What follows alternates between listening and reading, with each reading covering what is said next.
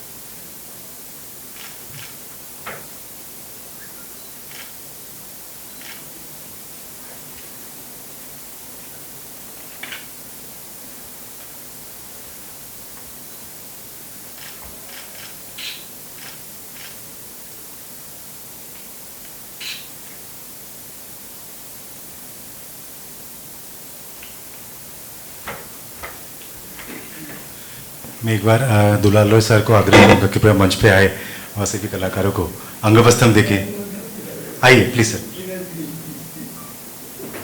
ना गामसा भी ना पकाने।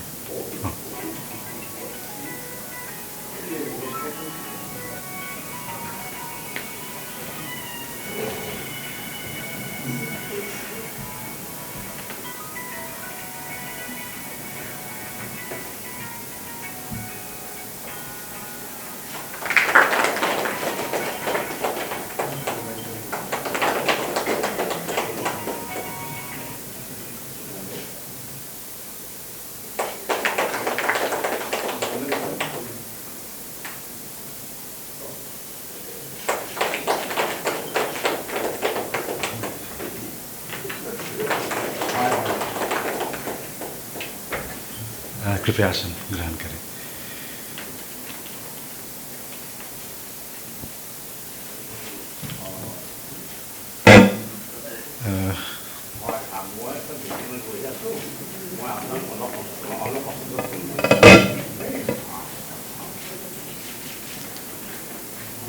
संगीत नाटक अकादमी के अध्यक्ष महोदया, जैसे कि आप सभी जानते हैं, डॉक्टर संध्या पुरेचा मैडम एक कलाकार तो है ही, गुरु भी है, साथ में बहुत उच्च कोटि के एक स्कॉलर है, वो भी संस्कृत के स्कॉलर है मैडम। और संस्कृत भाषा ऐसा है कि सभी भाषा का जननी माना जाता है। उस भाषा में मैडम ने बहुत काम किए हैं और संगीत नाटक अकादमी द्वारा पुरस्कार से सम्मानित भी किया गया मैडम को। मैं जितने भी शब्द बोलूँगा मैडम के लिए कम पड़ेगा। मैं पहले आग्रह करूँगा मैडम अपने 2 शब्द कह के इस सभा का उद्बोधन करें।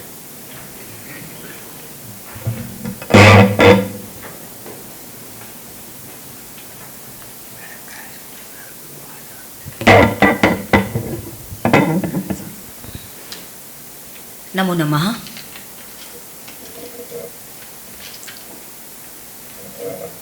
पूज्य गुरुजनों को प्रणाम, नमस्कार।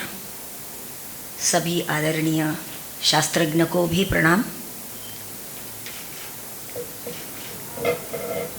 आज की ये सभा का आयोजन पूर्व निश्चित नहीं था। कल ही मुझे बताया गया कि क्या हम सुबह भाषा और संस्कृति का कुछ मिलाप करें, तो मैंने कहा हाँ क्यों नहीं, क्योंकि संस्कृति किसी भी समाज में गहराई तक व्याप्त गुणों को समग्र रूप नाम है। उस समाज का सोचना, उस समाज का विचार करना, उसका कार्य करना, उसका खाना पीना, बोलना, नृत्य, गायन, साहित्य, कला, वास्तु आदि से परिलक्षित होती है और वो भाषा रूपी शास्त्रों में परिणमती है। तो वही संस्कृति है। और ये संस्कृति का वर्तमान रूप किसी भी समाज के दीर्घ काल तक अपनाई गई अपनी पद्धतियों का परिणाम होता है। तो संस्कृति क्या है? भाषा और संस्कृति कैसे एक दूसरे से जुड़े हुए हैं? तो भाषा ये मनुष्य जाति के मूल स्थिति है। यही मूल स्थिति जब नृत्य, गायन, साहित्य, कला में परिणम होती है, परिष्कृत स्थिति जब बनती है, तो वो संस्कृति बन जाती है। यानी प्रकृति ही संस्कृति बनती है। हाँ, यही संस्कृति को हमें संभालना है, विकृति से बचाना है। विकृति परिस्थिति वो है जो बिगड़ जाती है, फिर उसको संभालते संभालते संस्कृति तक लाना मुश्किल हो जाता है। और भाषा इसका बहुत ही मूल आधार है। और इसीलिए हमें अपनी संस्कृति को संभालने के लिए, आगे ले जाने के लिए भाषा को अपनाना बहुत ज़रूरी है। राष्ट्रभाषा हो, राज्य भाषा हो, हमारी भाषाएं बहुत समृद्ध हैं, बहुत प्यारी हैं। उनका मूल ढूंढने के बजाय हम उसको संजोए, संवर्धन करें और आगे की ओर ले जाए। और हमारे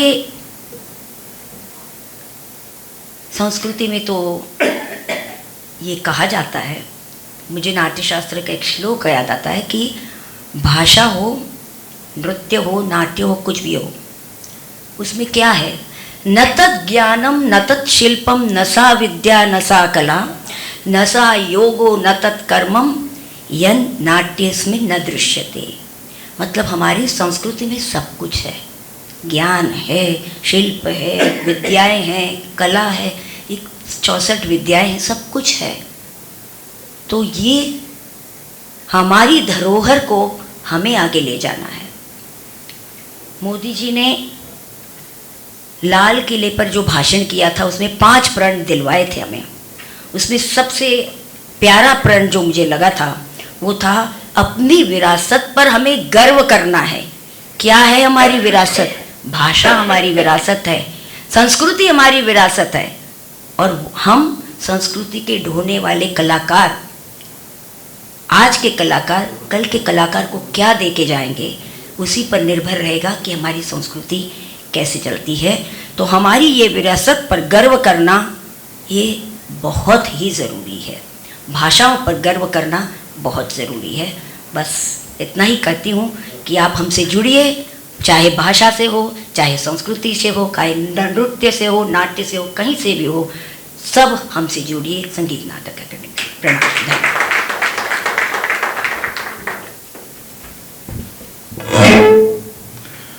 बहुत बहुत आभार मैडम का।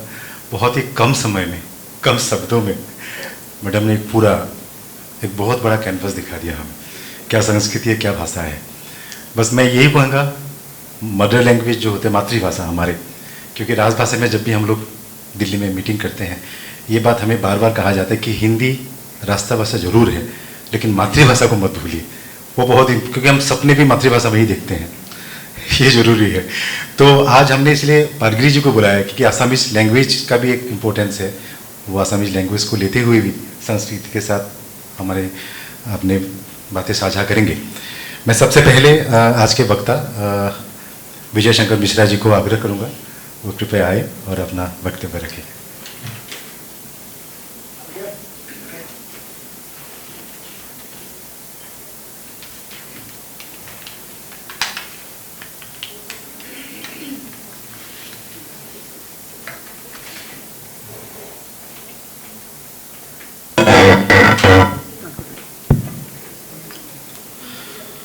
नमस्कार,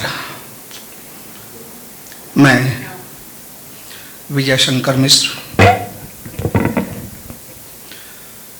संगीत का एक छोटा सा विद्यार्थी,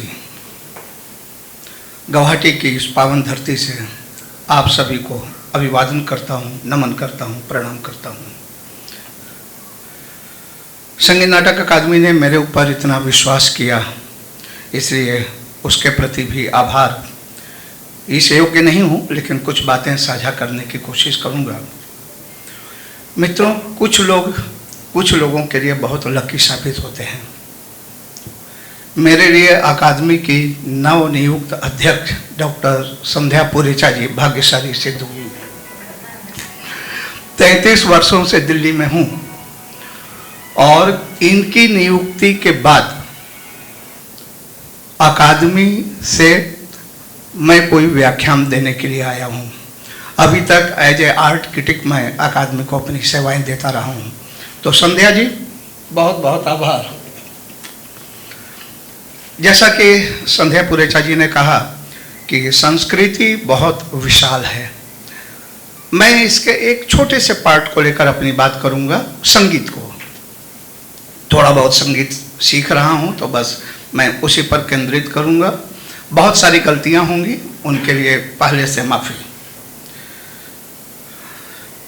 मेरी मान्यता के अनुसार संगीत स्वयं में एक भाषा है, अभिव्यक्ति की भाषा, आत्मा की भाषा, voice of heart, songs of soul.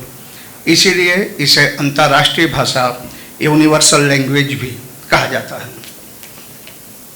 मेरा मानना यह भी है कि भाषा और बोली के पहले संगीत का जन्म हो चुका था। जो भाषा है वही बोली है, और जो बोली है वही साहित्य है। लेकिन संगीत साहित्य के पहले अस्तित्व में आ चुका था, ऐसा मेरा विश्वास है। इसे जरा मनोवैज्ञानिक दृष्टि से देखें। जब भाषा और बोली का जन्म नहीं हुआ था, तब आदिम मानव अपनी बात, अपनी भावनाएं दूसरों तक कैसे पहुंचाता था, अपनी भावनाओं की अभिव्यक्ति कैसे करता था, अपनी कंठ ध्वनियों के उतार चढ़ाव से, अपने शारीरिक अंगों विशेषकर हाथ और मुंह के हाव भाव से। और मेरा विश्वास है कि ध्वनि के इसी उतार चढ़ाव और हाथ तथा मुख के अभिनय से संगीत और नृत्य जैसी कलाएं क्रमशः विकसित हुई हैं। अरस्तु ने भी कहा है कि संगीत ध्वनियों के आरोह अवरोह के माध्यम से झंकृत करता है, लेकिन भाषा का आविष्कार होने के बाद संगीत के अधिकांश मनीषियों ने उसे इतनी आत्मीयता से अपनाया कि अनेक देशी विदेशी साहित्य चिंतकों ने साहित्य की परिभाषा लिखते हुए उसकी संगीतात्मकता का विशेष रूप से उल्लेख किया है। महाकवि सूर्यकांत त्रिपाठी निराला ने जब मुक्त छंद की कविताओं का लेखन आरंभ किया तो उसके लिए माँ सरस्वती से आशीर्वाद मांगा था।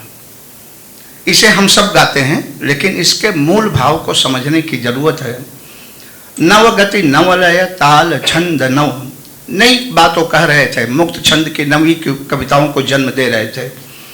नवगति नवलय ताल छंद नव, नवल कंठ नव जलद मंद्र रव, नव नभ के नव विहग वृंद को, नव पर नव स्वर दे वर दे वीणा वादिनी वर दे। दूसरी ओर संगीतकारों ने भी अपनी कला और विद्या का आधार साहित्य को बनाया। मैं स्वयं साहित्य को शरीर और संगीत को उसकी आत्मा मानता हूँ, और मानता हूँ कि दोनों की पूर्ण सार्थकता एक दूसरे के साथ होने में ही है। हालांकि दोनों के ही अपने अपने स्वतंत्र अस्तित्व भी कम महत्वपूर्ण नहीं है। दरअसल संगीत और साहित्य दोनों ही मानव जीवन की महत्वपूर्ण व्याख्याएं हैं, केवल अभिव्यक्ति का माध्यम अलग है। चूंकि दोनों की ही अधिष्ठात्री देवी माता सरस्वती हैं, अतः दोनों ही श्रेष्ठता में समान हैं। किसी एक को कम और दूसरे को अधिक महत्व देना उचित नहीं होगा। संस्कृत साहित्य में संगीत और काव्य को सरस्वती के स्तनद्वय कहा गया है। मिल्टन ने भी दोनों के बीच सगी बहनों का रिश्ता और अपनत्व देखा है। असम की पुण्य भूमि से आप सभी को संबोधित कर रहा हूँ, इसलिए इस बात का उल्लेख करना चाहूँगा कि भाषा न समझ पाने के बावजूद ज्योति प्रसाद अग्रवाला से लेकर डॉक्टर भूपेन हजारिका जैसे गायक गीतकारों के गीत हमारी भावनाओं को तरंगित कर जाते हैं। महापुरुष शंकर देव जी की अमर दिन क्षत्रियामृत और उसके अंतर्गत प्रस्तुत किए जाने वाले विभिन्न धार्मिक पौराणिक आख्यानों की संगीत नृत्य में प्रस्तुतियाँ हमारी धार्मिक आध्यात्मिक भावनाओं को जागृत करती हैं। अंकिया नाटक से लेकर बड़गीत और नाम संकीर्तन आदि हमारी सुप्त धार्मिक भावनाओं को जगाने का काम करती हैं। जब वैष्णव धर्म के अस्तित्व पर संकट के बादल मंडरा रहे थे, तब इसकी स्थापना के लिए महापुरुष शंकर देव जी ने और उनके यशस्वी शिष्य माधव देव कांदड़ी जी ने सांगीतिक कलाओं का ही सहारा लिया था। और सिर्फ यही नहीं, अनेक अन्य धर्माचार्यों ने भी अपने उपदेशों, संदेशों, वचनों और वाणियों को लोगों तक अबाध रूप से पहुंचाने के लिए संगीत को ही माध्यम बनाया। कहीं बड़गीत के रूप में, कहीं भजन के रूप में, कहीं अभंग के रूप में, कहीं कव्वाली के रूप में, कहीं शबद के रूप में, तो कहीं शाम के रूप में। ये संगीत है। मैं दक्षिण भारतीय भाषाओं को नहीं समझता हूँ, लेकिन कर्नाटक के संगीत का पूरा आनंद उठाता हूँ, तो सिर्फ इसलिए कि स्वर और लय ताल में वह शक्ति है कि वह किसी को भी आकर्षित और प्रभावित कर सके। यह है स्वर की शक्ति। ध्यान से गहराई से देखें तो संगीत के अंदर एक गीत भी है और एक निर्गीत भी। गीत जिन्हें हम भाषा और साहित्य के माध्यम से प्रस्तुत करते हैं, और निर्गीत जिसके अंतर्गत हम गायन के आलाप और वाद्य संगीत की रचनाओं को रख सकते हैं। वस्तुतः संगीत की अपनी भी एक भाषा होती है, जिस तरह हर देश प्रदेश की अपनी भाषा और बोली होती है। पशुओं की अपनी भाषा होती है, पक्षियों की अपनी भाषा होती है। यह अलग बात है कि हर प्राणी हर भाषा समझ ले, यह कतई जरूरी नहीं है, लेकिन थोड़े से प्रयत्न और थोड़े से अभ्यास से इसे समझा जा सकता है। और इसे समझ पाने के कारण ही कई जगह इंसान और पशु एक साथ मिलकर काम कर पाते हैं। पशु पक्षी भी आपस में वार्तालाप करते हैं, प्रेम करते हैं और कभी कभी लड़ाई भी। संगीत की अपनी भी एक भाषा है। इस पर बात करते हुए आप लोगों को अपनी एक छोटी सी कविता सुनाना चाहता हूँ। यह संगीत और साहित्य को जोड़ती हुई है। मैं कवि नहीं हूँ, बहुत सारी इसमें त्रुटियाँ होंगी, लेकिन माफ़ी चाहता हूँ। फिर भी सुनाने का लोभ मैं नहीं रोक पा रहा हूँ। तू कविता, तू गीत रुबाई, तू दोहा चौपाई है। बात संगीत की हो रही है। तू कविता, तू गीत रुबाई, तू दोहा चौपाई है। तुझसे हैं सुर लय की गतियाँ, तू ही छंद तिहाई है। तू नर्तन की भाव भंगिमा, अभिनय की गहराई है। तू सपनों की उपज नहीं, तू जीवन की सच्चाई है। तू कविता, तू गीत रुबाई, तू दोहा चौपाई है। तुझे देख कर खिलते किसलय, किसलय फूल को कहते हैं। संगीत से क्या क्या होता है। तुझे देख कर खिलते किसलय, हंसते चांद सितारे हैं। दीपक जलते, मेघ बरसते, आती जाती बहारें हैं। तुझसे ही इस धरती पर होता है नवरस का संचार। देव मनुज जड़ चेतन ने तुझसे ही खुशियाँ पाई हैं। तू कविता, तू गीत रुबाई, तू दोहा चौपाई है। लेकिन संगीत नृत्य की अपनी एक निजी भाषा भी होती है। जिस तरह हर इंसान की अपनी एक निजी भाषा है। कथक नृत्य और तबले पखावज की भाषा की अगर बात करें तो एक दो बोल सुनाना चाहूँगा। हमारे यहाँ बातचीत होती है घर परिवार में, दोस्तों में, पति पत्नी में। तो कथक नृत्य का एक परण है। आप इसमें देखिए सवाल जवाब। कृतक नाते टता, कृतक नाते टता, धाजिंता करदाजिंता, धाजिंता करदाजिंता, कतेटे धाजिंता, कतेटे धाजिंता, कतेटे धाजिंता, कतेटे धाजिंता, करदे धाजिंता, करदे धाजिंता, कतेटे दा, कतेटे दा, थून तदा, थून तदा, कतेटे दा, कतेटे दा, थून तदा, थून तदा, कतेटे दा, कतेटे दा, थून तदा, थून तदा। ये कथक नृत्य की एक रचना है। इसको आप निराकार शब्द ब्रह्म कह सकते हैं, क्योंकि जो कथक नृत्य और परणों की भाषा समझता है वो इसका आनंद ले सकता है, बाकी लोग नहीं। एक कमाली चक्रधार है, मैंने कोशिश की है, 3 ताल में है। दा दिन ना ना दिन दिन ना दिन दिन ना दिन दिन तब धग धग दा गड़ा ना दा दिन ता कर दिन ता कत गग गग गग तो धग तक तक गड़ा दा दा दा तब दा दा दा तब दा दा दा तब दा दा दा तब धग धग दा गड़ा ना दा दिन ता कर दिन ता कत गग गग गग तो धग तक तक गड़ा दा दा दा तब दा दा दा तब दा दा दा तब दा दा दा तब धग धग दा गड़ा ना दा दिन ता कर दिन ता कत गग गग धग तक तक गड़ा दा दा दा तब दा दा दा तब दा दा दा तब दा दा दा। ये कमाली चक्रधार, ये निराकार ब्रह्म है जो कमाली समझते हैं, जो तबला पखावत समझते हैं। अब इसी को अगर हम साकार करें, साकार ब्रह्म। अपने पिताजी की एक रचना सुना रहा हूं, लंक विजय परण है। उसके पहले गोस्वामी तुलसीदास जी की एक रचना, और दोनों को जोड़ते हुए कवि की कल्पना है कि राम रावण की लड़ाई तबले पखावज के बोलों से लड़ी गई है। पहले गोस्वामी तुलसीदास जी, हनुमान के शौर्य का वर्णन है। हाथी न से हाथी मारे, घोड़े से घोड़े संघारे। मुझे लगता है ये भाषा आप समझ पाएंगे।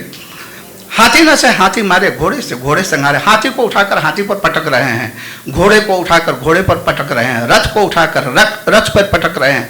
किसी की छाती नाखून से चीर दे रहे हैं, किसी को अपनी पूंछ में लपेट के मार रहे हैं हनुमान। हाथी न से हाथी मारे, घोड़े से घोड़े संघारे। रथ न से रथ बिद रथ बलवान की, चंचल चपेट चोट चरण चकोटाचारी। हाहा रानी देखो बाहा रानी अतुधान की। बार बार सेवक का सराहना करत राम। राम बार बार अपने सेवक की सराहना करते हैं। बार बार सेवक का सराहना करत राम। तुलसी सराहे निज साहेब सुजान के। तुलसी के साहब हैं हनुमान जी, राम के सेवक हैं लेकिन तुलसी के साहेब हैं। हाथी न से हाथी मारे, घोड़े से घोड़े संघारे। रथ न से रथ बिद रथ बलवान की, चंचल चपेट चोट चरण चकोटाचारी। हाहा रानी देखो बाहा रानी अतुधान की। बार बार सेवक का सराहना करत राम।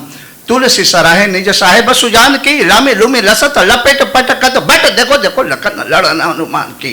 राम कह रहे देखो देखो लक्ष्मण, आज हनुमान कैसे लड़ रहे हैं। और माँ कामाख्या की धरती पर खड़ा हूँ तो एक देवी परन भी आप लोगों की सेवा में नाथ द्वारा परंपरा की अच्छी रचना है ये। दगिना दग तट तगिना तग तट नगिना नग तट कचट धा कच कचट कच कच कचट कच कच कचट कच कचट धा घट पंच गणपति पंच पांडव नट नारायण नट नरेहर पुष्प चंदन मुकुट जग धनित धग नग धनित धा कच तंत्र मंत्र जपत गणपति फड़ित धड़कत फड़ित धा गतिनाद अपरंपार गतिनत देख निधड़ जमक जमधड़ तमक तमक दगन दगत तगिन ताकत दुर्ग दुर्गत नाशनी दल असुर दल दल दल मरित दल शुंभ शुंभन मार काट पछार डार तनिक में रही भुवन जय जय जयति जय जय जयति जय जय जयति जय शुभ सकल निर्भय गान गावत ताल दय दय मृदंग कत कत धगत धगिन धग नगिन नगत धा तिधा कत कत धा कत कत धा कत कत देगन नत्र धा तिधा देगन नत्र धा तिधा देगन नत्र धा।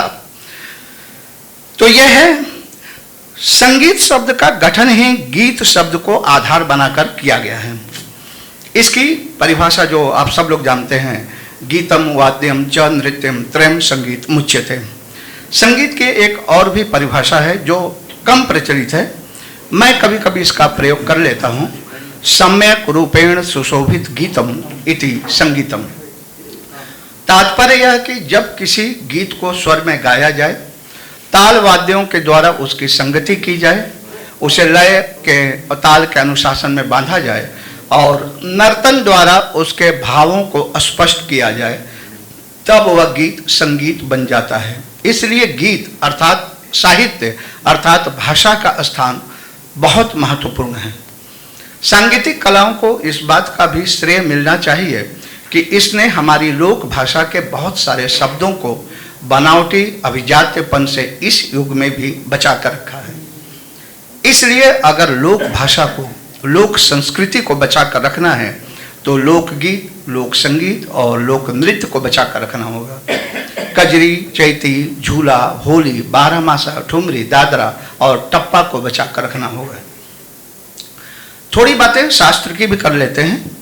शास्त्रीय संगीतकारों ने भी साहित्य को बहुत आदर और सम्मान के साथ अपनी रचनाओं में स्थान दिया।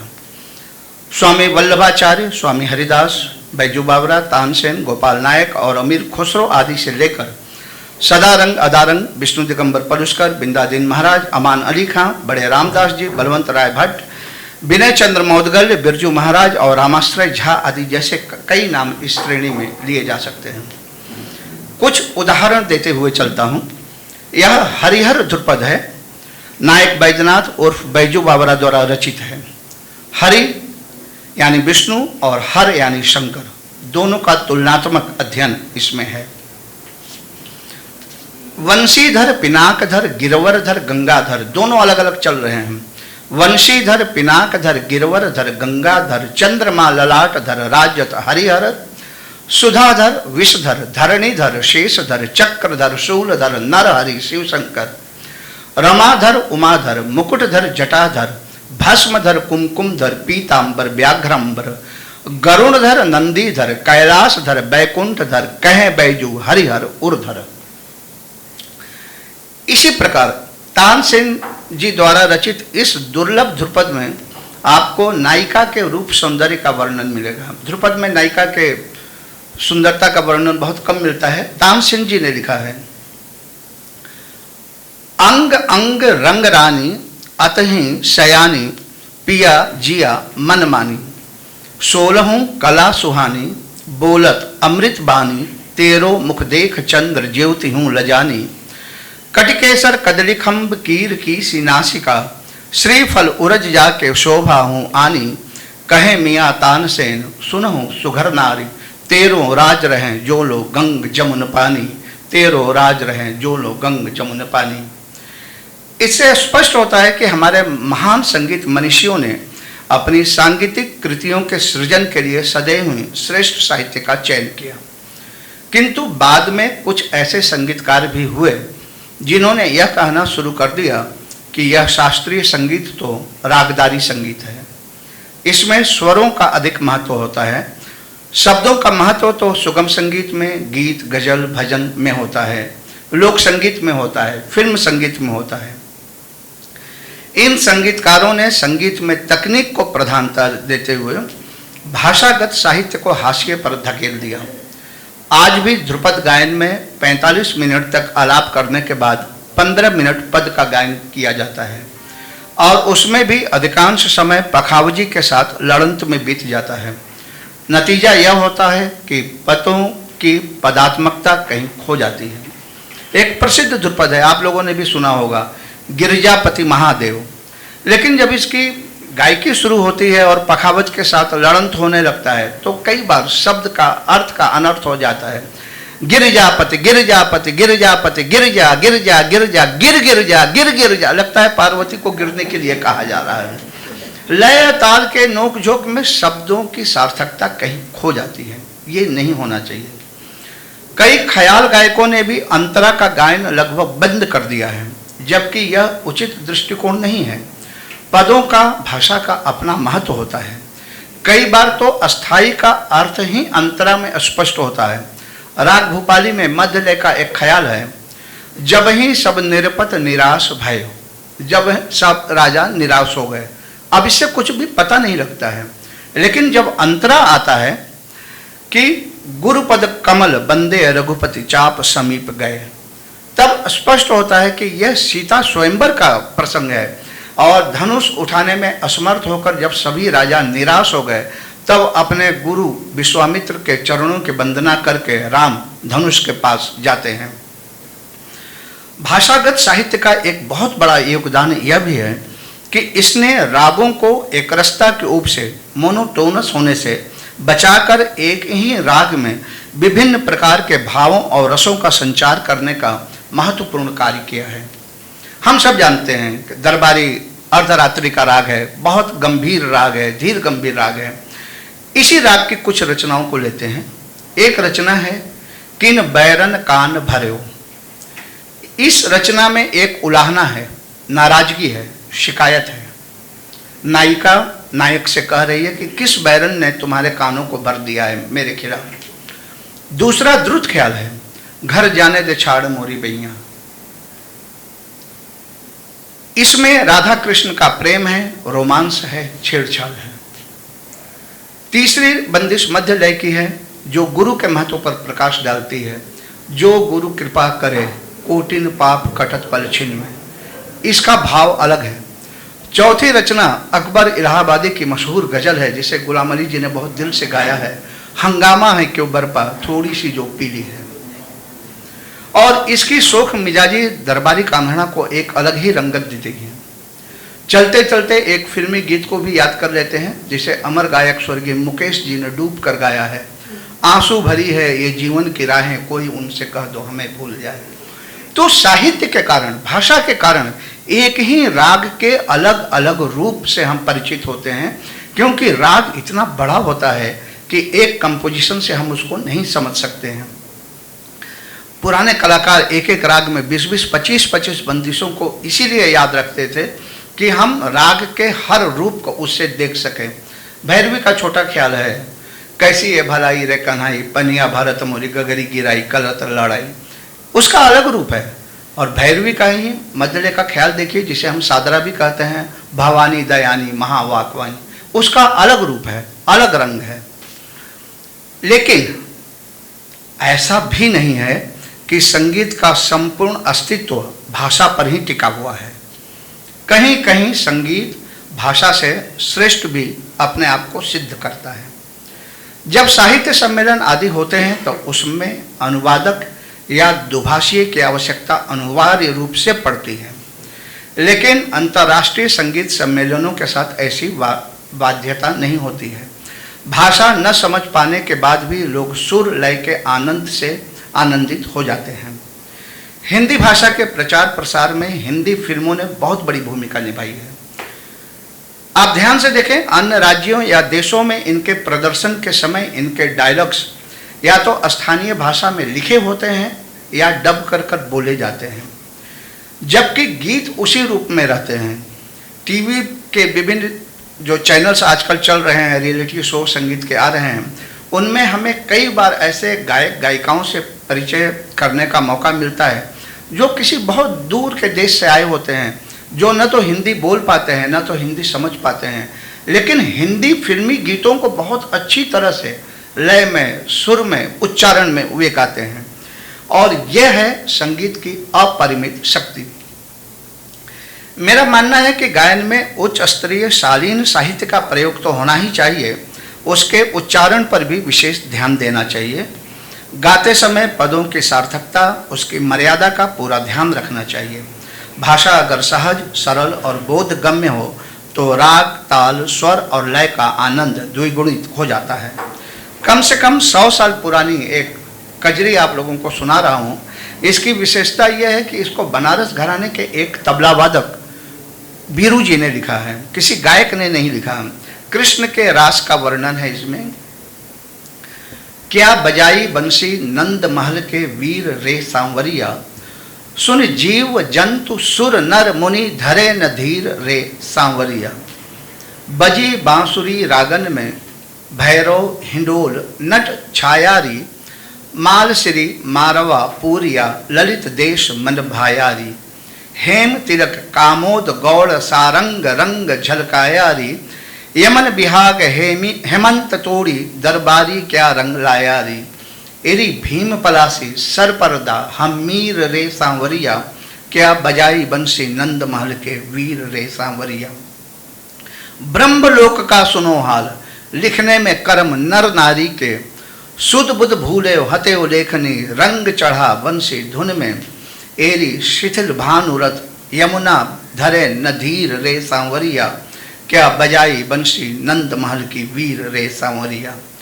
धन्य धन्य कहें ब्रह्मा विष्णु, धन्य कहें गणपति महेश, धन्य कहें नदी नंदी केसुर, धन्य कहें नर मुनि समेत। एरी धन्य कहें छित जल गगन समीर रे सांवरिया, क्या बजाई बंसी नंद महल के वीर रे सांवरिया। संगीत की गंगा रूपी विकास यात्रा जैसे जैसे आगे बढ़ती रही, उसमें नई नई कई नदियाँ, कई धाराएं और विधाएं आकर मिलती रहीं, जुड़ती रहीं, और संगीत की गंगा समृद्ध होती रही, विकसित होती रही। अलग अलग भाषाओं से इसका जुड़ाव होता रहा। वैदिक ऋचाओं के गायन से इसका आरंभ हुआ था, फिर संस्कृत में छंद प्रबंध रचे गए, तत्पश्चात संस्कृत निष्ठ हिंदी, उसके बाद खड़ी बोली, ब्रज भाषा, अवधी, उर्दू, पंजाबी और फिर मिलीजुली भाषाओं, फ्यूजन का भी दौर आ गया। पंजाबी भाषा में टप्पा सारे रचे गए हैं। टप्पा की एक पंक्ति सुना देता हूँ। या रब गरीब नवाज, गरीबनु पालन दा ओ यार, टेंड मेहर दी मैं की गल आका, मेहर में सब दे हाल दी ओ यार, या रब गरीब नवाज। हमारा संगीत मंदिरों में जन्मा, तब उसमें भक्ति प्रधान रचनाओं का गायन होता था। यहाँ मैं जब हमारा कह रहा हूँ तो आशय सभी प्रकार के संगीत से है। मैं राष्ट्रपिता महात्मा गांधी को बहुत ही आदर के साथ याद करते हुए उद्धृत कर रहा हूँ। एक बार उन्होंने कहा था, सामवेद की ऋचाएँ संगीत की खदान हैं। कुरान शरीफ की एक भी आयत बिना स्वर के नहीं कही जाती, और ईसाई धर्म में डेविड के साम सुने तो ऐसा लगता है जैसे हम सामवेद ही सुन रहे हैं। इस संगीत में पहले अगर प्रेम और रोमांस था तो भी वह राधा कृष्ण का था। बाद में यह कला राज दरबारों में पहुंची तो तरह तरह की श्रृंगारिक रचनाएं भी बनने लगी। श्रृंगार रसराज है, लेकिन एक सच्चाई यह भी है कि जब संगीत के सुरों का साम्राज्य स्थापित हो जाता है तो हम भाषागत श्लील और अश्लील की सीमा से परे हो जाते हैं। हमें किसी महिला के मुख से यह सुनकर न तो बुरा लगता है और न तो आश्चर्य होता है, पायल की झनकार बैरनिया, या सोनी सेज पिया नहीं आए, या एरी मैं तो कर आई पिया संग रंग लिया, या एरी जाने न दूंगी अपने बलम को, नैनन में कर राखूं पलकन मूंद मूंद एरी जाने न दूंगी। चमके बीजुरी बरसे मेहा सदा रंगीले मोहम्मद सा, बरसे मेहा बूंद बूंद एरी जाने न दूंगी। देश को स्वतंत्रता मिलने के बाद संगीत की संस्थागत शिक्षा परंपरा आरंभ हुई। एक अध्यापक के रूप में मैं अपने शिष्यों से कहता हूँ कि पहले साहित्य के, भाषा के अर्थ को समझो, उसके मर्म को महसूस करो, तब उसे गाओ। सीखने वालों में कई बार 7-8 साल की बच्चियां भी होती हैं। अगर बिल्कुल शुरुआती राग यमन से ही शुरू करें तो उसकी दो जो सबसे प्रचलित और लोकप्रिय रचनाएं हैं वे हैं एरी आली पिया बिन, कल न परत मोहे घरी पल छिन दिन, जब से पिया परदेश गवन किनो, रतिया कटत मोरी तारे गिन गिन। दूसरी बंदिश है पिया की नजरिया जादू भरी। कई बार हमें ऐसी रचनाओं का अर्थ उन कम उम्र की छात्राओं को समझाने में संकोच होता है, इसलिए बच्चों और किशोर वयी छात्र छात्राओं को ध्यान में रखकर भी साहित्य रचे जाने की आवश्यकता मैं अनुभव करता हूँ। यद्यपि कुछ साहित्यकारों ने इस दिशा में काफ़ी अच्छा प्रयास किया है, लेकिन वह ऊंट के मुंह में जीरा के समान है। इस दिशा में और भी कार्य किए जाने की आवश्यकता है। मैं 2 पंक्तियां सुनाकर अपनी वाणी को विराम देता हूँ। मेरी ही लिखी हुई है। नाद योगी उनको तू जान, सुरसरी में करके स्नान। सुरसरी गंगा को भी कहते हैं जो देवताओं की नदी है, और यहाँ मतलब है सुर की सरिता, स्वर की जो नदी है। सुरसरी में करके स्नान, धर कर नित गुरु पद का ध्यान, जो करते अनहद का गान, परम तपस्वी उनको मान, नाद योगी उनको तू जान। जो स्वर में ईश्वर दिखलाते, लय ब्रह्म के भेद बताते, भाव सागर से पार उतरने की विधि का देते हैं ज्ञान, नाद योगी उनको तू जान। मेरे परिचय में राजू दास जी ने 2 लाइनें कम कही थी, वो मैं जोड़ देता हूँ। आसाम से पुराना परिचय रहा है और मेरे संघर्ष काल की धरती रही है ये। 1977 से 1984 तक जब मैं संघर्ष कर रहा था, उस समय आसाम की धरती ने मुझे संरक्षण दिया, मुझे प्रश्रय दिया। आसाम की उस धरती को और आप सबको प्रणाम करता हूँ।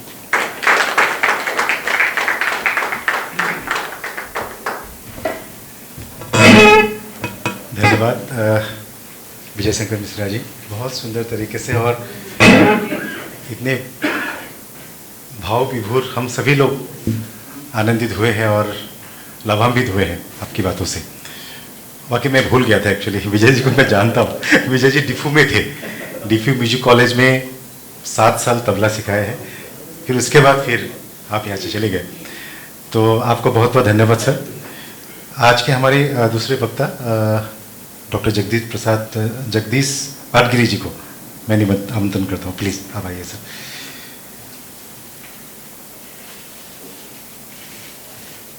पहले मैं हमारा पुस्तक चेयरमैन साहब I present as a gift, history of science philosophy and culture, Assamese language literature and culture, edited by me, and another 2 books, Folklore and Folklife and Modern Theatre Movement of Assam, another research journal Manavedan, the Human Sphere and International Research Journal edited by me, and another Sino Jatra about Mahaprabhu Shankar.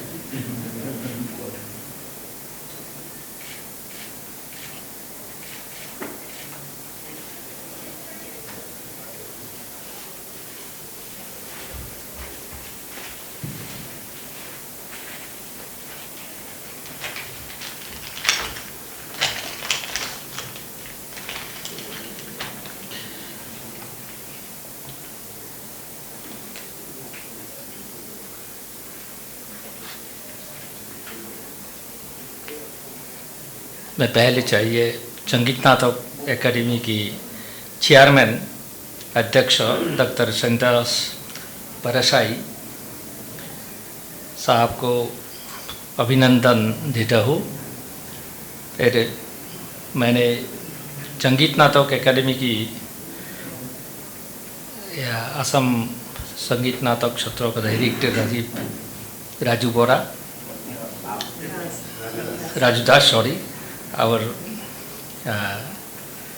other dignitaries, on the dais, I offer my gratitude and thanks. মোক ইয়াত সুযোগ দিয়াৰ কাৰণে সকলোকে মই ধন্যবাদ জনাইছোঁ। মই এতিয়া অসমৰ বাৰেবৰণীয়া সংস্কৃতিৰ আৰু অলপমান 2 মিনিটমান মই অসমীয়া সংস্কৃতিৰ কেইটামান দিক ক'ব খুজিছোঁ আমাৰ ট্ৰাইবেল কালচাৰ বা ইণ্ডিজিনিয়াছ লেংগুৱেজ এণ্ড কালচাৰৰ ওপৰত। আমাৰ অসমত ভালেমান জনগোষ্ঠী আছে। এই জনগোষ্ঠীসমূহৰ নিজা নিজা কৃষ্টি সংস্কৃতি আছে, ভাষা আছে, উপভাষা আছে, দোৱান আছে। মেজৰ জনগোষ্ঠীসমূহৰ ভিতৰত বড়ো, কাৰ্বি, ৰাভা, মিচিং, তিৱা, টাইফাকে, লালুং এনেকৈ বহুত কেইটা জনগোষ্ঠী আছে। এই জনগোষ্ঠীসমূহৰ ভিতৰত প্ৰধান জনগোষ্ঠী হিচাপে বড়োসকলে ইতিমধ্যেই ইণ্ডিপেণ্ডেণ্টলি ভাৰতীয় সংবিধানৰ আধাৰত বড়ো ভাষা সাহিত্য ডেভেলপ কৰিছে। সমানে সমানে তেওঁলোকে Indian constitutional recognise language literature হিচাপে ষ্টেটাছ লাভ কৰিছে।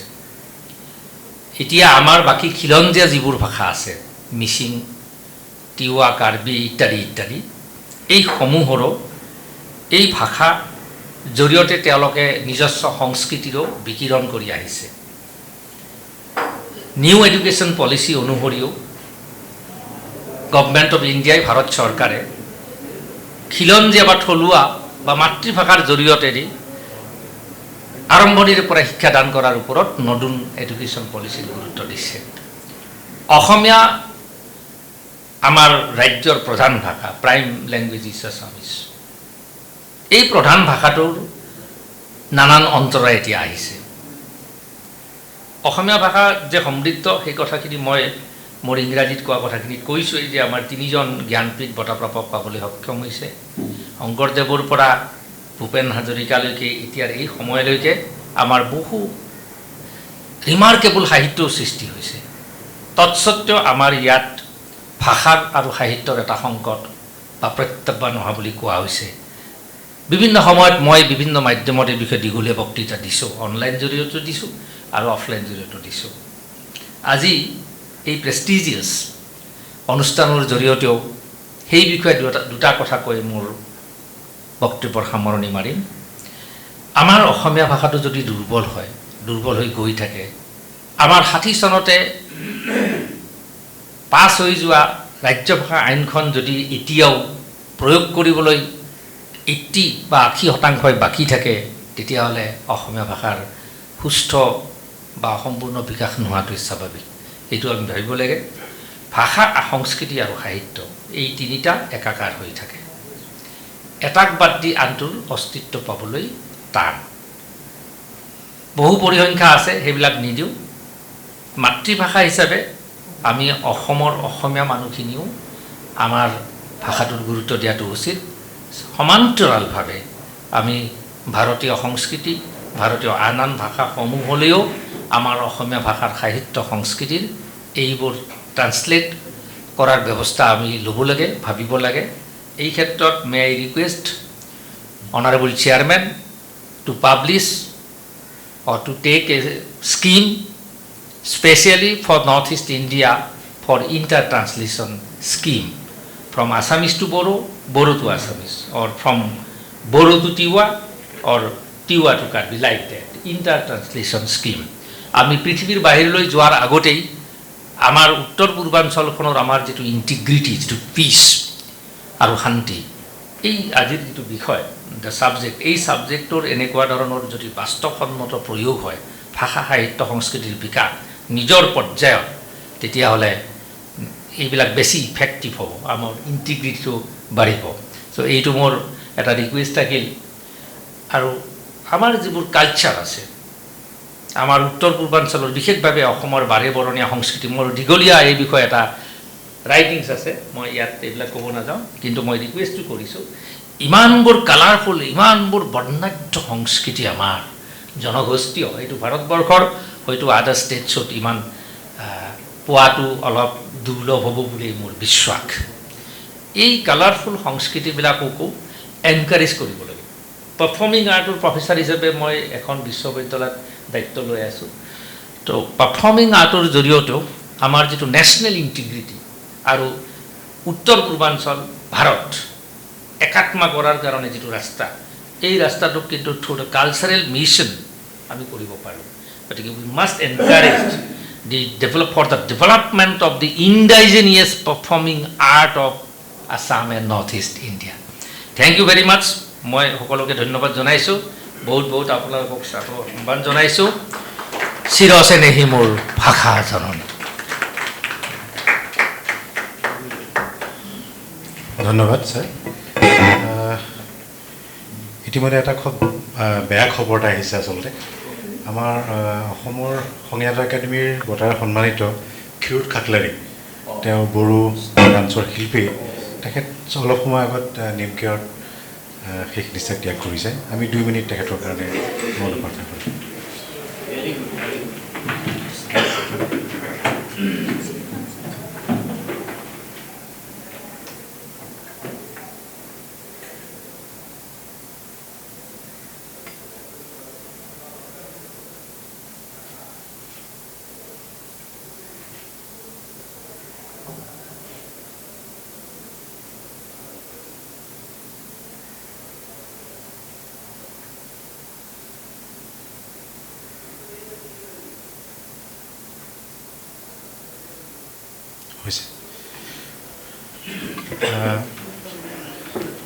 क्षीरोद खाकलारी जी असम के, मैं असमीज में बोल गया, हमारे संगीत अकादमी अवार्डी थे लोक नृत्य के बोर्ड।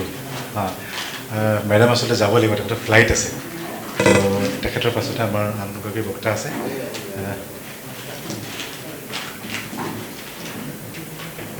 आज हमारे अंतिम वक्ता दिनकर कुमार जी। दिनकर कुमार जी के बारे में पहले भी कह चुका हूँ कि बहुत वर्षों से आसाम में हैं और साहित्य के साथ जुड़े हुए हैं, खास करके अनुवाद साहित्य के साथ जुड़े हुए हैं। मैं दिनकर जी को आग्रह करता हूँ कृपया आए और अपना वक्तव्य रखें।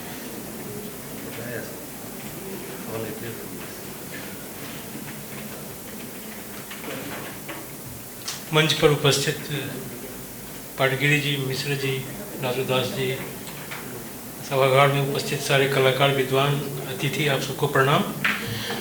विषय है भाषा और संस्कृति। भाषा का संस्कृति और संस्कृति का भाषा के साथ परस्पर घनिष्ठ संबंध है। दोनों का संबंध मानव सभ्यता और संस्कृति से है। मनुष्य एक सामाजिक प्राणी है। अकेले मनुष्य न तो रह सकता है न जी सकता है। उसे समाज के साथ, समाज के बीच रहने की आदत है। जब मनुष्य सामाजिक व्यवस्था में कदम रखता है तब उसे अपने व्यक्तिगत चाल चलन, रीति रिवाजों के साथ सामाजिक रीति रिवाजों का सामंजस्य बिठाना पड़ता है। भाषा हमारी संस्कृति की रक्षा करती है। भाषा और संस्कृति के एक दूसरे को बढ़ाने की प्रक्रिया हमें समझनी होगी। पीढ़ी के अंतराल में संकेतों के अर्थ बदल जाते हैं। गांधी जी ने कहा कि बच्चे को मातृभाषा सिखाएं, तभी तो वह माँ से जुड़ा रहेगा। भाषाओं से विरोध न करें बल्कि मित्रता करें। किसी समाज, देश अथवा राष्ट्र में निवास करने वाले मानव समुदाय के धर्म, दर्शन, ज्ञान, विज्ञान से संबंधित क्रियाकलाप, रीति रिवाज, खान पान के तरीके, आदर्श, संस्कार आदि के सामंजस्य को ही संस्कृति का नाम दिया जा सकता है। या दूसरे शब्दों में मनुष्य अपनी बुद्धि एवं विवेक का प्रयोग कर विचार और कर्म के क्षेत्र में जो सृजन करता है वह संस्कृति कहलाती है। विद्वान रेडफील्ड के अनुसार संस्कृति कला और वास्तुकला में स्पष्ट होने वाले परंपरागत ज्ञान का वह संगठित रूप है जो परंपरा के द्वारा संरक्षित होकर मानव समूह की विशेषता बन जाता है। भाषा बोली का ही विकसित रूप है, परंतु यह तथ्य गौरतलब है कि भाषा और बोली में अंतर है। भौगोलिक दृष्टि से भाषा और बोली में यह अंतर है कि भाषा का क्षेत्र विस्तृत होता है और बोली का क्षेत्र सीमित होता है। यही कारण है कि व्यापक स्तर पर अभिव्यंजना का माध्यम भाषा ही बनती है। बोली द्वारा अधिक दूरी वाले क्षेत्रों में काम नहीं चलता। मनुष्य भाषा का व्यवहार स्वयं से ही बातचीत करने के लिए नहीं करता। भाषा एक से अधिक मनुष्यों के बातचीत करने का माध्यम है। इसीलिए एक व्यक्ति विभिन्न परिस्थितियों में अपनी बोली में चाहे जितना परिवर्तन कर ले, वह जिस समाज में रहता है उसमें उसकी बोली समझी जाएगी और इसी ढंग से वह दूसरों की बोली को भी समझेगा। भाषा संस्कृति का अंग होती है। इसीलिए भाषा के विकास का अध्ययन संस्कृति के विकास के आलोक में होना चाहिए। भाषा चिंतन की अनेक समस्याओं की तरह भाषा की उत्पत्ति भी भाषा वैज्ञानिकों के लिए चुनौती का विषय है। अधिकांश विद्वान प्रकृति और समाज के अन्य तत्वों की तरह भाषा को भी विकासमान मानते हैं, किंतु उनका मत है कि मनुष्य में बुद्धि तत्व विशेष था। इसीलिए पशुओं या अन्य जीवधारियों में केवल मनुष्य ही भाषा का निर्माण कर सका। इस संबंध में सोवियत वैज्ञानिक पावालोव की यह स्थापना ध्यान देने योग्य है। स्थूल चिंतन पशु में भी होता है और विचार प्रक्रिया के निम्नतम धरातल पर पशु और मनुष्य में अंतर नहीं है। मनुष्य भाषा की रचना दो कारणों से कर सका। उसके जीवन की परिस्थितियाँ पशुओं से भिन्न थी। पशु भी ध्वनि संकेतों से काम लेते हैं। मानव अपनी भाषा रचना का कार्य इसी पशु स्तर से आरंभ करता है। दूसरा कारण उसकी शारीरिक विशेषताएं हैं, जिनसे वह ध्वनि संकेतों को रचने और उनका व्यवहार करने में पशुओं से अधिक सक्षम हुआ है। किसी ध्वनि विशेष से किसी वस्तु अथवा कार्य का संबंध जोड़ना, यह व्यवहार पशु और मानव दोनों में देखा जाता है और वहीं से भाषा की उत्पत्ति शुरू होती है। मनुष्य के मनुष्य होने की पहली शर्त है भाषा। बिना भाषा के हम मनुष्य और पशु में भेद नहीं कर सकते। पशु से मनुष्य के विकास में भाषा ही वह सीढ़ी है जिसे पार कर मनुष्यत्व को प्राप्त करता है।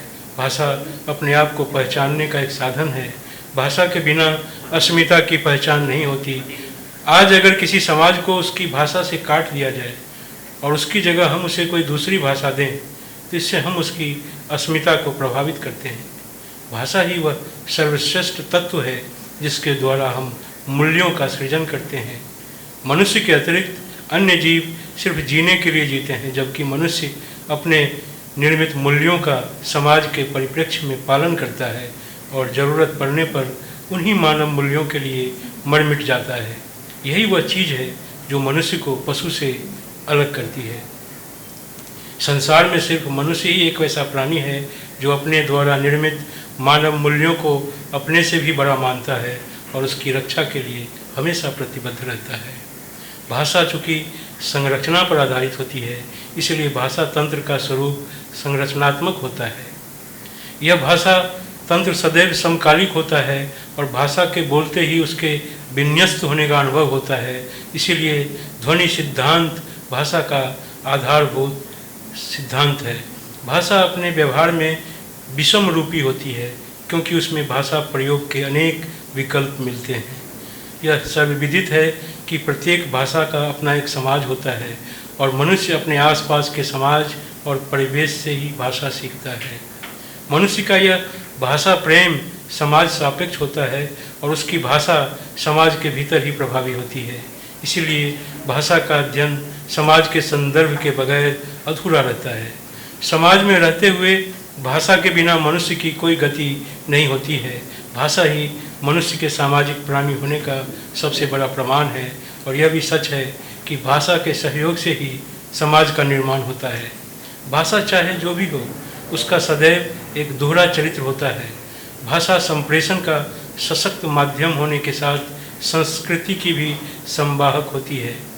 अंग्रेजी को देखा जा सकता है, यह ब्रिटेन, स्वीडन और डेनमार्क में बोली जाती है, लेकिन स्वीडन और डेनमार्क के लोगों के लिए यह गैर स्कैंडिनेवियाई लोगों के साथ बातचीत का एक साधन है। यह उनकी संस्कृति की भाषा नहीं है, जबकि ब्रिटेन के नागरिकों के लिए यही अंग्रेजी उनकी बातचीत, संस्कृति और इतिहास की संवाहक भाषा है।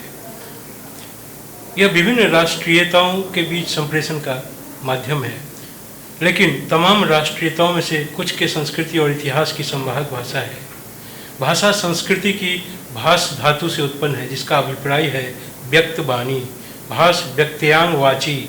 इस कथन में भाषा के संपूर्ण लक्षण समाहित हैं। भाषा विज्ञान के संदर्भ में भाषा से हमारा आशय मनुष्य की व्यवस्थित ध्वन्यात्मक भाषा से होता है, जिसमें वह बातचीत के साथ साथ अपने इतिहास और अपनी संस्कृति को भी समृद्ध करता है। अनेक मीमांसाकारों ने भाषा की परिभाषा अलग अलग तरीके से दी है। एडवर्ड शेपिर का कहना है, विचारों, भावनाओं और इच्छाओं को स्वेच्छा से उत्पन्न प्रतीकों के माध्यम से संप्रेषित करने की विशुद्ध मानवीय पद्धति को भाषा कहते हैं। इस संदर्भ में सबके विचार अलग अलग हैं, फिर भी सबने यह स्वीकार किया है कि भाषा एक सामाजिक संपत्ति है। भाषा का प्रयोग मनुष्य परस्पर विचार विनिमय के लिए करता है और यही भाषा उसके इतिहास और संस्कृति को समृद्धि बनाती है। भाषा के संदर्भ में भारतीय विद्वान भी लंबे समय से चिंतन करते आ रहे हैं। डॉक्टर कपिल देव द्विवेदी ने कहा है, भाषा एक व्यवस्थित पद्धति है। इसमें संकेतों के आधार पर अपने भावों की अभिव्यक्ति की जाती है। भाषा के इस मौलिक स्वरूप को समझ लेने से उनकी भ्रांत धारणाओं, अंधविश्वासों का उन्मूलन हो जाता है। व्याकरण आचार्य कामता प्रसाद गुरु ने लिखा है, भाषा वह साधन है जिसके द्वारा मनुष्य अपने विचार दूसरों पर भली भांति प्रकट कर सकता है और दूसरों के विचार साफ साफ समझ सकता है। मनुष्य के कार्य उसके विचारों से उत्पन्न होते हैं और इन कार्यों में दूसरों की सहायता अथवा सहमति प्राप्त करने के लिए उसे वे विचार दूसरों पर प्रकट करने पड़ते हैं।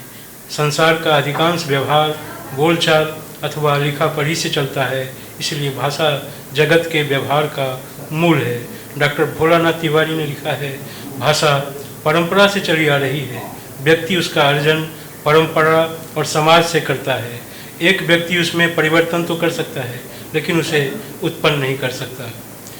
मनुष्य से अलग जो जीव हैं, वो जो बोली बोलते हैं, उसमें सिर्फ उनके सुख दुख का पता चलता है, किसी और बात का नहीं। जबकि मनुष्य की भाषा से उसके सभी विचार अच्छी तरह प्रकट होते हैं।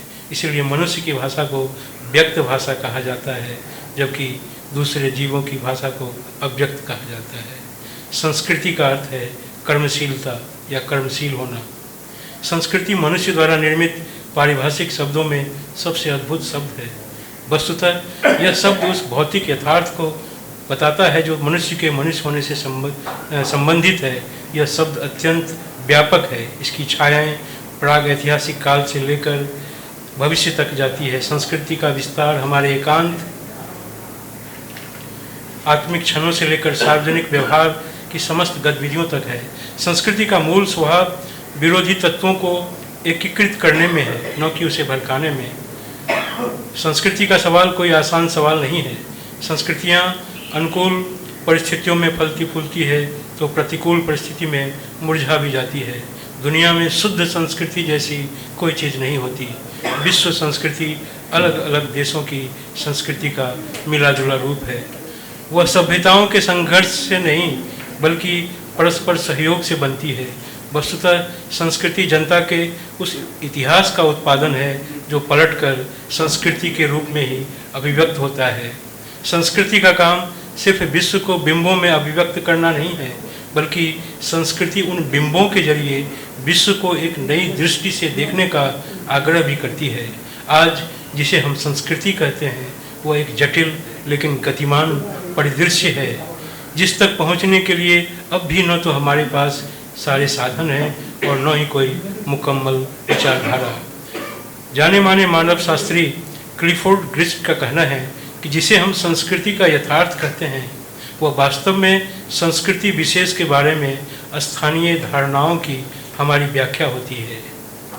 संस्कृति के संदर्भ में राहुल संस्कृत्यान ने कहा, संस्कृति वस्तुतः देश जाति से संबंधित है। धर्म के साथ उसका नाता जोड़ना गौण रीति से हो सकता है। जाति के साथ संस्कृति या संस्कार का संबंध वैसा ही है जैसे नए घड़े में घी या तेल भरकर कुछ दिन रखकर उसे निकाल देने से घड़े के अंदर कुछ स्नेह का अंश बचा रहता है। एक पीढ़ी आती है, वह अपने आचार विचार, रुचि अरुचि, कला, संगीत, भोजन छाजन या किसी और दूसरी धारणा के बारे में कुछ स्नेह की मात्रा अगली पीढ़ी के लिए छोड़ जाती है। एक पीढ़ी के बाद दूसरी, दूसरी के बाद तीसरी और आगे बहुत सी पीढ़ियां आती जाती रहती है और सभी अपना प्रभाव या संस्कार अपने से अलग पीढ़ी पर छोड़ती जाती है। यही प्रभाव या संस्कार संस्कृति है। लेकिन संस्कृति अचल नहीं होती। दुनिया में कोई चीज़ स्थिर और अचल नहीं है, फिर संस्कृति कैसे अपवाद बन सकती है। जिस प्रकार व्यक्ति के मानस पटल पर पुराने अनुभव स्मृति के रूप में रहते हैं और समय पाने पर स्मृतियां भी धूमिल हो जाती हैं, वैसे ही पूर्वजों से चले आने वाले हमारे संस्कार धूमिल होते हैं, रूपांतरित होते हैं, तो भी प्रति पीढ़ी के संस्कारों का प्रवाह कुछ अपनी विशेषता या व्यक्तित्व रखता है। काशी तक पहुँचने में गंगा का वही जल नहीं रह जाता जो गंगोत्री में देखा जाता है, तो भी गंगा का अपना एक व्यक्तित्व है। संस्कृति में रीति रिवाज, आदत, मानसिकता जैसे अनेक लक्षण शामिल हैं जिनकी मात्रात्मक परख अत्यंत कठिन है।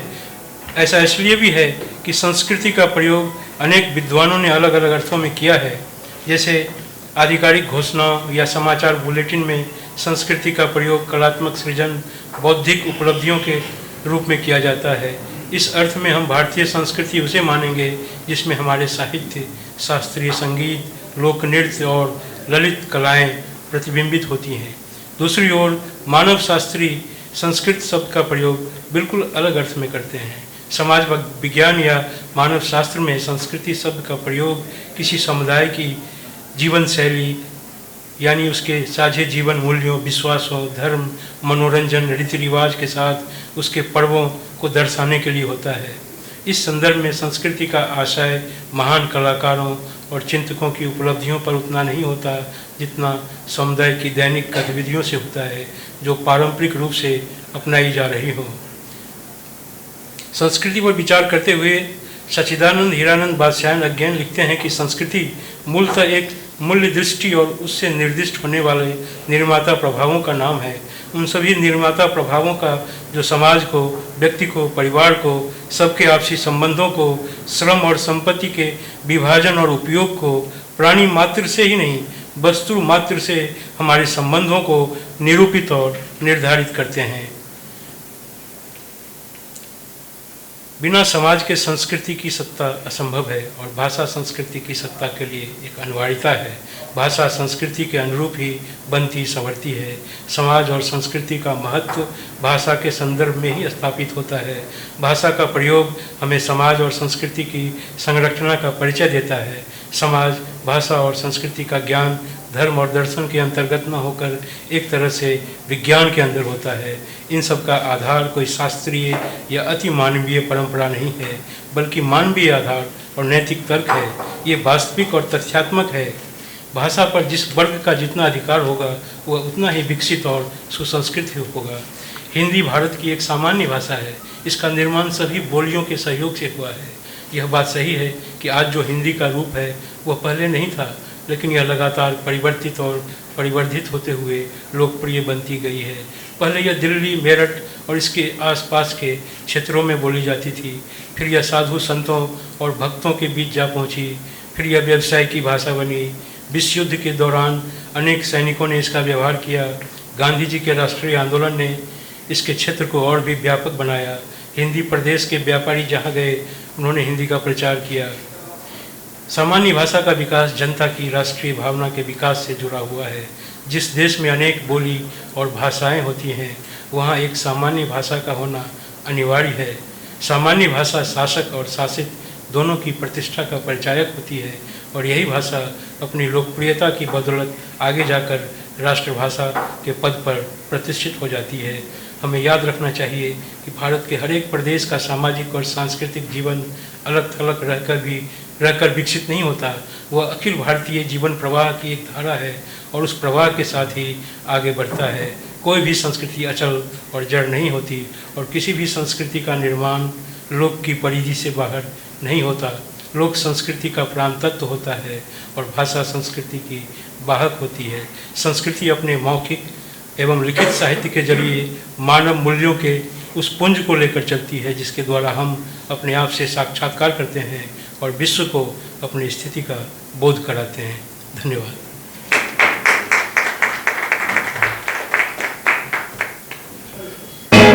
दिनकर जी का बहुत बहुत धन्यवाद। आज जैसे कि राजभाषा के अंतर्गत संस्कृति और संस्कृति विमर्श, भाषा और संस्कृति विमर्श, इस उपलक्ष्य में तीन वक्ता ने हमारे समक्ष कुछ बातें रखी। विजय शंकर मिश्रा जी, डॉक्टर पातगिरी जी और दिनकर जी, आप तीनों का अकाडेमी की ओर से बहुत बहुत धन्यवाद। আপোনালোক সকলোকে অশেষ ধন্যবাদ জ্ঞাপন কৰিছোঁ। আৰু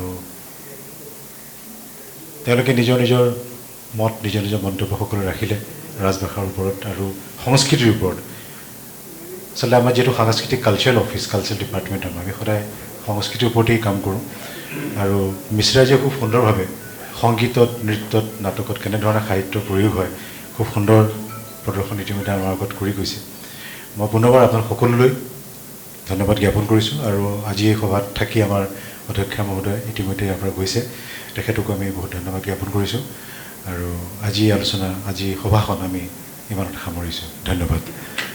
আৰু আমি খোৱাৰ ব্যৱস্থা কৰিছোঁ, ওপৰত আপোনালোক আহক, ভাতৰ ব্যৱস্থা আছে।